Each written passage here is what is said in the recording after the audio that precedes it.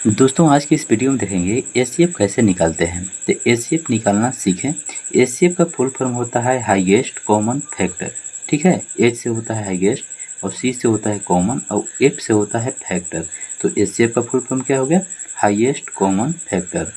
HCF को हिंदी में बोलते हैं महत्तम समापवर्त्य। ओके, क्वेश्चन है 24 और 54 का एचसीएफ निकालने। तो इस वीडियो में हम आपको दो तरीका बताएंगे।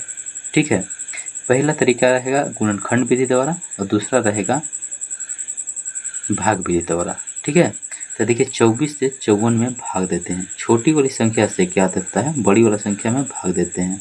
तो 24 से 54 में भाग देंगे तो क्या आ जाएगा? 24 दूना 48, 24 तिया 72। तो दो बार में ही लगाएंगे, 24 दूना 48। ओके, तो देखिए कितना हो गया, 4 में 60 नहीं जाएगा तो 8 6 14 हासिल लेगा तो हो जाएगा 14। 14 में से 8 जाएगा तो 8 6 14, 6 आ जाएगा। अब 5 में से 4 जाएगा,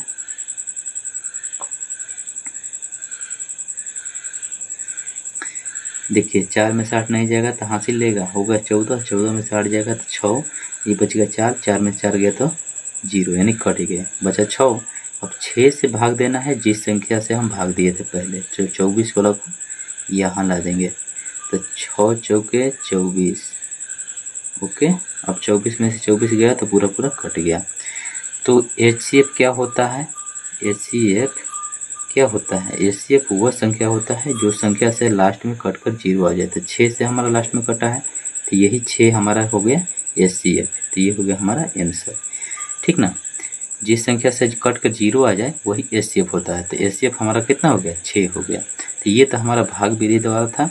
अब हम आपको बता रहे हैं कि गुणनखंड विधि द्वारा कैसे निकालते हैं, यानी फैक्टर विधि कैसे निकालते हैं। तो 24 और 54 का निकालना है। तो सबसे पहले हम 24 का फैक्टर करेंगे। तो देखिए 24 का फैक्टर कर लेते हैं।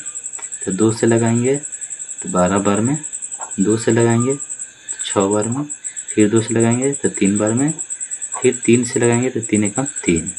फाइनली हमारा कितना यहाँ पे आ गया, देख लीजिए 2 गुने 2 गुने 2 गुने 3, ये हो गया। अब कितना बचा है? 24 का तो हमने कर लिए फैक्टर, अब 54 का फैक्टर करना है। तो यहाँ पे हम 54 का कर लेते हैं। 2 से लगाएंगे तो 27 गुना के 54। अब 2 से नहीं जाएगा तो 3 से लगाएंगे तो 9 तिया 27। 3 से लगाएंगे तो 3 तरीके 9, फिर 3 से लगाएंगे तो 3 एकम 3। अब देखिए फाइनली यहाँ पे हम कर लेते हैं फैक्टर। ठीक है, 1 2 है तो 2 लिखेंगे गुने 1 2 3 वो 3 है तो 3 3 और 3।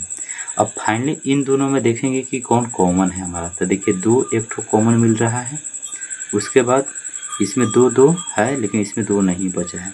अब एक हमारा 3 कॉमन मिल रहा है, किसी एक 3 का इसमें से ले लीजिए या एक 3 इसमें से ले लीजिए। अब फाइनली हमारा कितना निकल के आ गया यहाँ पर, इन दोनों में से कॉमन जो आया है 2 उसको लेंगे और इन दोनों में से कॉमन जो 3 आया है इसको लेंगे। ठीक ना, अब देखिए 2 गुने 3 करेंगे तो 2 6, तो 6 हो गया हमारा एचसीएफ। यही हो गया आंसर। ठीक है, एचसीएफ कितना हो गया हमारा? 6। ये हो गया हमारा गुणनखंड विधि द्वारा और ये हो गया भाग विधि द्वारा। तो यहाँ भी 6 आया है, यहाँ भी 6 आया है। ठीक है, तो इस तरह से एचसीएफ निकालते हैं। वीडियो छोटा था लेकिन बहुत इम्पोर्टेंट था। अगर आप फिर वीडियो शुरू से लेकर लास्ट तक देख लिए होंगे तो बिल्कुल आसान तरीके से दोनों तरीक़ों से आप सीख लिए होंगे। अब हम आपको एक क्वेश्चन दे रहे हैं जिसे आप कमेंट में बताइए। 30 और 36 का एचसीएफ निकालिए। ठीक है, यहाँ पे क्वेश्चन हमारा है कि 30 और 36 का एचसीएफ निकाल कर आप कमेंट कीजिए। आप कमेंट में बताइए कि आपका आंसर क्या आ रहा है। मिलते हैं नेक्स्ट वीडियो में, तब तक के लिए थैंक यू।